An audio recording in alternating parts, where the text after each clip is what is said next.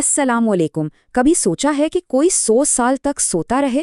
یہ ایک ایسی ناقابل یقین کہانی ہے جو ایمان، وقت اور حقیقت کے بارے میں ہمارے سارے تصورات کو چیلنج کر دیتی ہے۔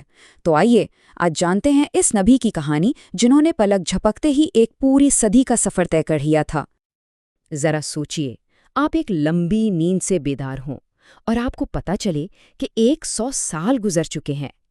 نہیں، یہ کوئی سائنس فکشن فلم کی کہانی نہیں ہے، بلکہ یہ حضرت عزیر علیہ السلام کے ساتھ پیش آنے والا ایک حقیقی اور حیرت انگیز واقعہ ہے جو واقعی انسانی عقل کو دنگ کر دیتا ہے۔ تو ہماری کہانی کے جو مرکزی کردار ہیں وہ ہیں حضرت عزیر علیہ السلام، جو اپنے وقت کے ایک بہت ہی نیک اور دانش مند نبی تھے۔ انہیں کیا معلوم تھا کہ ان کا ایک عام سا سفر ایک ایسے معجزے کی وجہ بننے والا ہے جسے دنیا ہمیشہ یاد رکھے گی۔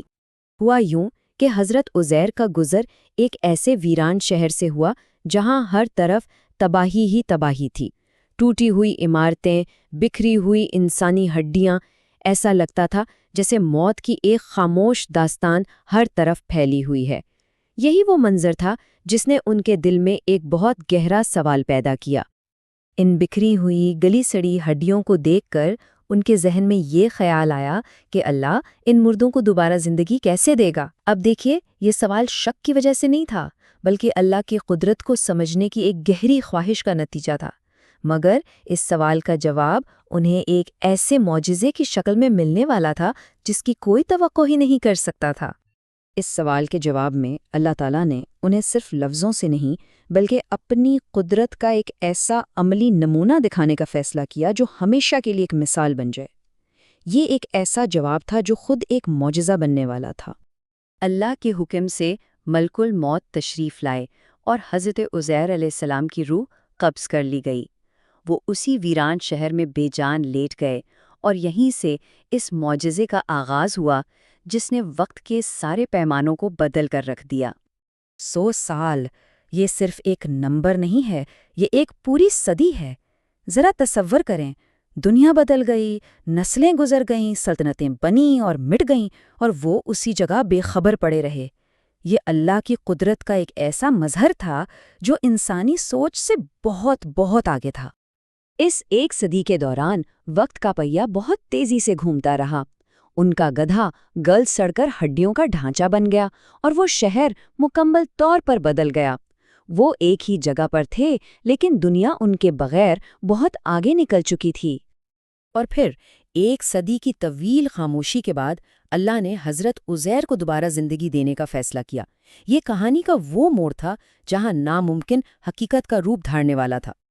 جب حضرت عزیر بیدار ہوئے تو انہیں لگا کہ شاید چند گھنٹے ہی گزرے ہوں گے، لیکن جب فرشتے نے انہیں بتایا کہ وہ 100 سال تک اس حالت میں رہے ہیں تو ان کے لیے یہ ایک ناقابل یقین انکشاف تھا۔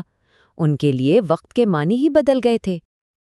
اور پھر اپنی بات کو ثابت کرنے کے لیے اللہ کے حکم سے ان کے گدھے کی بکھری ہوئی ہڈیاں ان کی آنکھوں کے سامنے جمع ہوئیں، ان پر گوشت چڑھا اور وہ دوبارہ زندہ ہو گیا۔ یہ ایک کھلا معجزہ تھا، اللہ کی زندگی اور موت پر مکمل قدرت کا ایک زندہ ثبوت۔ اب حضرت عزیر اپنے گھر کی طرف چلے، لیکن یہ واپسی ایک نئی آزمائش کا آغاز تھا۔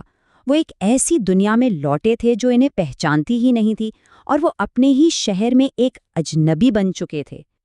یہ منظر ان کی تنہائی کو بہت اچھی طرح سے دکھاتا ہے۔ گلیاں، بازار، لوگ، سب کچھ بدل چکا تھا، یہاں تک کہ ان کے اپنے گھر والوں نے بھی انہیں پہچاننے سے انکار کر دیا۔ وہ ایک چلتی پھرتی تاریخ تھے، لیکن بھلا ان کی اس ناقابل یقین کہانی پر کون یقین کرتا؟ اس اجنبی دنیا میں صرف ایک ہی شخص تھا جو انہیں پہچان سکتا تھا، اور وہ تھیں ان کی بوڑھی اور نابینا خادمہ۔ اس نے ان کی آواز تو پہچان لی، لیکن ایک صدی کے اس فاصلے کو مٹانے کے لیے اسے صرف آواز نہیں، ایک معجزے کی ضرورت تھی۔ حضرت عزیر نے اللہ سے دعا کی اور ایک بار پھر معجزہ ہوا۔ خادمہ کی بینائی واپس آ گئی اور اس کے کمزور جسم میں طاقت لوٹ آئی۔ یہ ان کی سچائی کی پہلی گواہ تھیں، ایک زندہ ثبوت کہ وہ واقعی وہی عزیر ہیں جن کی دعائیں اللہ کبھی رد نہیں کرتا۔ خادمہ کی گواہی کے بعد اب اصل امتحان اپنے خاندان اور اپنی قوم کو قائل کرنا تھا۔